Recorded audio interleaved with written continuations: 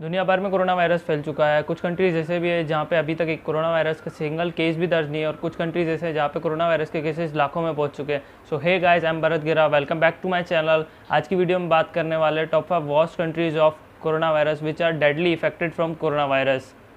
So let the countdown begin. Number 5 पे आता है यूके में 1,65,000 से ज़्यादा केसेस हो चुके हैं, जिनमें से 26,000 से ज़्यादा लोगों की मौत हो चुकी है। और प्रॉब्लम की बात यह है कि वहाँ पे एक्टिव केसेस बहुत जल्दी बढ़ रहे हैं, क्योंकि वहाँ पे न्यू केसेस का रेशो इतना ज़्यादा बढ़ चुका है कि डेली जो रिकवर्ड हो रहे हैं वो इतने नहीं है कि जितने न्यू केसेस है। तो एक्टिव केसेस का रेशो बढ़ रहा है, जिसकी वजह से न्यू डेथ्स का भी रेशो बढ़ता जा रहा है। यूके में सबसे ज़्यादा एक दिन में डेथ हुई थी 4400, जो कि अभी तक के दिन में सबसे ज़्यादा डेथ्स का रिकॉर्ड है। यूके में एक और बड़ी प्रॉब्लम है कि वहाँ पे हर 5 सिटीज़न जिनका टेस्ट किया जा रहा है उनमें से एक कोरोना पॉजिटिव है।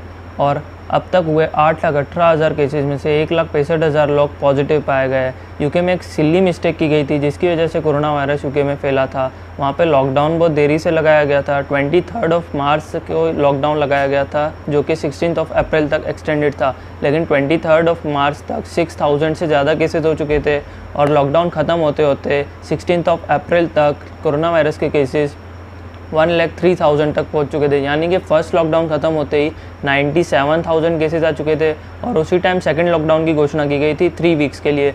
लेकिन जब मैं ये वीडियो बना रहा हूँ 30 अप्रैल तक अभी तक 52,000 केस और आ चुके हैं। यूके की इस सिल्ली मिस्टेक की वजह से यूके को 5th नंबर पर रखा गया कोरोना वायरस के वर्स्ट कंट्रीज़ में। विदाउट वेस्टिंग टाइम चलते हैं नंबर 4 पे।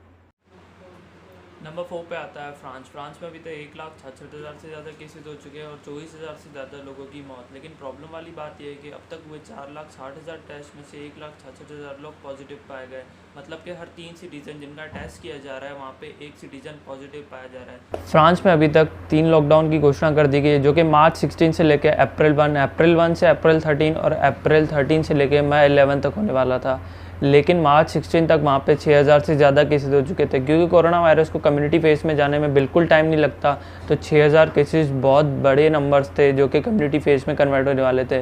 क्योंकि फर्स्ट लॉकडाउन तक एंड आते आते वहाँ पे 52,000 से ज़्यादा केसेस हो चुके थे और सेकेंड लॉकडाउन के एंड आते आते वहाँ पे 1,24,000 से ज़्यादा केसेस आ चुके थे। और अगर 30 अप्रैल तक की बात करें तो वहाँ पे 1,66,000 से ज़्यादा केसेस हो चुके थे। और फ्रांस ने यह भी कहा था कि मई 11 के बाद वहाँ पे स्कूल और कॉलेजेस एज प्रोबेबल खुल जाएंगे। लेकिन ये प्रोबेबिलिटी बिल्कुल रॉन्ग है, क्योंकि जितने केसेस बढ़ते जा रहे हैं उतना रिकवरी रेट फ्रांस में नहीं है। इसलिए मई 11 के बाद भी वहाँ पे लॉकडाउन की घोषणा की जाएगी। पे आता है इटली में one of the worst conditions बन चुकी थी कोरोना वायरस के लिए। हालांकि इटली को मेडिकल फैसिलिटीज़ में सेकंड नंबर पे रखा गया था, लेकिन वहाँ पे फिर भी इतनी मेडिकल फैसिलिटीज़ नहीं थी जितने केसेस थे। वहाँ पे इतने वेंटिलेटर्स नहीं थे जितने सीरियस केसेस थे। इटली में अभी तक 2 लाख से ज़्यादा केसेस हो चुके हैं, जिनमें से 27,000 की मौत हो चुकी है, यानी कि सेकेंड हाईएस्ट डेथ्स हो चुकी है इटली में। इटली में अब तक 19 लाख से ज़्यादा टेस्ट हो चुके हैं, जिनमें से 2 लाख से ज़्यादा लोग पॉजिटिव भी पाए गए हैं। लेकिन सबसे अच्छी बात यह है कि वहाँ पे हर 10 लोग जिनका टेस्ट किया जा रहा है उनमें से एक पॉजिटिव पाया जा रहा है। इटली में लॉकडाउन की बात करें तो वहाँ पे मार्च 12 को लॉकडाउन लगाया गया था। मार्च 12 से लेकर अप्रैल 13 तक ये लॉकडाउन चलने वाला था और अप्रैल 13 के बाद भी लॉकडाउन को एक्सटेंड कर दिया गया मई 3 तक। लेकिन इटली में मार्च 12 तक 15,000 से ज़्यादा केसेस हो चुके थे, जो कि बहुत बड़े नंबर से, और ये कम्युनिटी फेस में बदल चुका था। अगर बात करें इटली की सबसे बड़ी मिस्टेक की, तो वहाँ पे सबसे बड़ी मिस्टेक ये नहीं थी कि वहाँ पे लॉकडाउन बहुत देरी से लगाया गया। वहाँ पे सबसे बड़ी मिस्टेक ये थी कि वहाँ पे 19 फरवरी को एक फुटबॉल मैच हुआ था जहाँ पे 40,000 से ज़्यादा लोग अवेलेबल थे और उसी की वजह से इटली में कोरोना वायरस फैला था। सेकंड नंबर पे आता है स्पेन में अभी तक 2,36,000 से ज़्यादा केसेस हो चुके हैं, जिनमें से 24,000 से ज़्यादा लोगों की मौत भी हो चुकी है। लेकिन अच्छी बात यह है कि वहाँ पे 1,33,000 से ज़्यादा केसेस क्लोज भी हो चुके हैं। एक्टिव केसेस सिर्फ 80,000 के आसपास है और स्पेन में हुए 14 लाख टेस्ट में से सिर्फ 2,36,000 लोग ही पॉजिटिव पाए गए। मतलब कि हर 6 सिटीज़न जिनका टेस्ट किया गया उनमें से सिर्फ 1 सिटीज़न ही पॉजिटिव पाया गया है। स्पेन में 15 मार्च को ही लॉकडाउन लगा दिया गया था, जो कि 14 अप्रैल तक चलने वाला था। लेकिन 15 मार्च से पहले ही स्पेन में 8,000 से ज़्यादा केसेस हो चुके थे और अप्रैल 14 तक आते आते वहाँ पे 1,74,000 केसेस हो चुके थे। मतलब कि फ़र्स्ट लॉकडाउन के बीच में वहाँ पे 1,66,000 से ज़्यादा केसेस आ चुके थे। लॉकडाउन को तुरंत एक्सटेंड कर दिया गया था अप्रैल 25 तक, लेकिन अप्रैल 25 तक आते आते वहाँ पे 57,000 से ज़्यादा केसेस आ चुके थे और लॉकडाउन को वापस से एक्सटेंड कर दिया गया था। लेकिन स्पेन ने भी वही गलती की थी जो यूके, फ्रांस और इटली ने की थी। वहाँ पे लॉकडाउन बहुत देरी से लगाया गया था और 6000 केसेस के बाद ही चारों कंट्रीज़ में लॉकडाउन लगाया गया था, जिसकी वजह से अब चारों कंट्रीज़ में लाखों से ऊपर केस है। नंबर 1 पे आता है यूएसए एज़ एक्सपेक्टेड, क्योंकि वहाँ पे अभी तक कंप्लीट लॉकडाउन नहीं लगाया गया है, जिसकी वजह से वहाँ पे डेली के डेली न्यू केसेस 20,000 से 30,000 है।